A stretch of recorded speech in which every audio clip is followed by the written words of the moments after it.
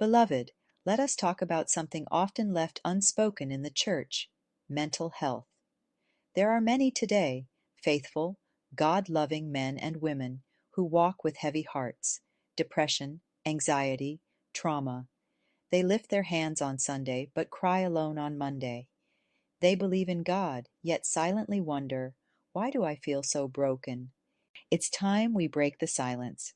It's time we say, mental illness is not a lack of faith. You can love Jesus and still struggle with anxiety. You can preach truth and still battle depression.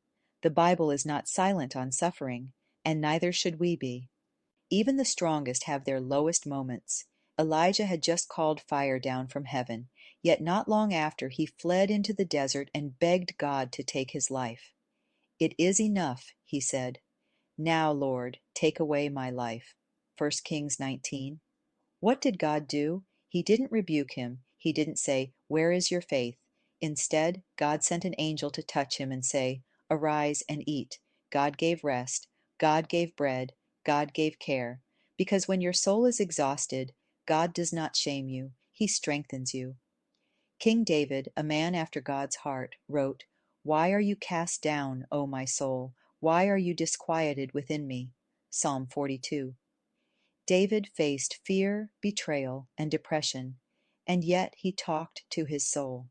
He directed his emotions back toward the truth, hope in God. The Bible is full of such stories. Job, who sat in ashes, broken beyond words. Jeremiah, called the weeping prophet.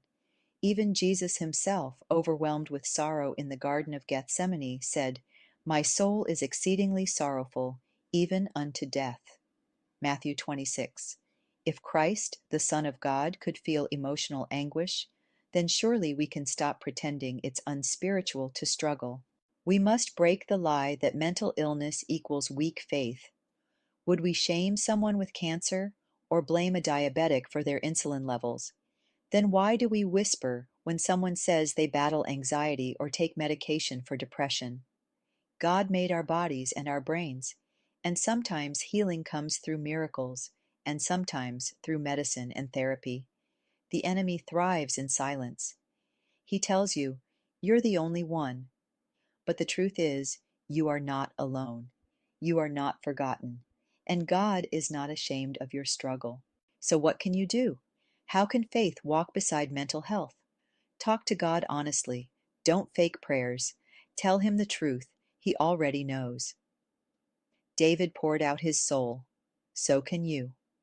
Seek godly counsel.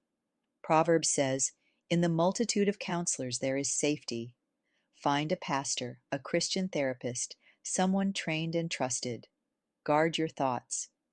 Take every thought captive, Paul says. Don't believe every dark whisper. Speak God's truth louder. Rest is not a luxury, it's obedience. God commanded Sabbath. Jesus withdrew to lonely places. Don't let burnout break you. Rest and restore. Stay connected. Isolation feeds darkness. Call a friend. Join a small group. Be seen. Be known. Practice spiritual rhythms. Read the Psalms. Sing when you don't feel like it. Journal your prayers. Faith is not always fire. It's often small, consistent sparks. Thank God even when it's hard. Gratitude softens sorrow. Paul said, "In everything, give thanks, not for everything, but in it." Dear friend, if you are struggling today, God sees you. He has not abandoned you in your pit. In fact, the Lord is closest to the brokenhearted. He doesn't require you to fix yourself before you come. No, he says, "Come to me, all you who are weary and burdened, and I will give you rest." Your struggle is not your identity. Your diagnosis is not your destiny. You are a child of God, loved beyond measure. There is hope, there is healing, and there is help. Let the church be a hospital for the hurting. Let our arms be open, not judgmental. Let our testimonies include the valleys, not just the mountaintops. Because the world needs to see that even when we are afflicted, we are not crushed. Perplexed, but not in despair. Struck down, but not destroyed. 2 Corinthians 4. Let's be honest.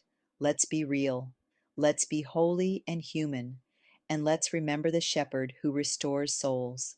Amen.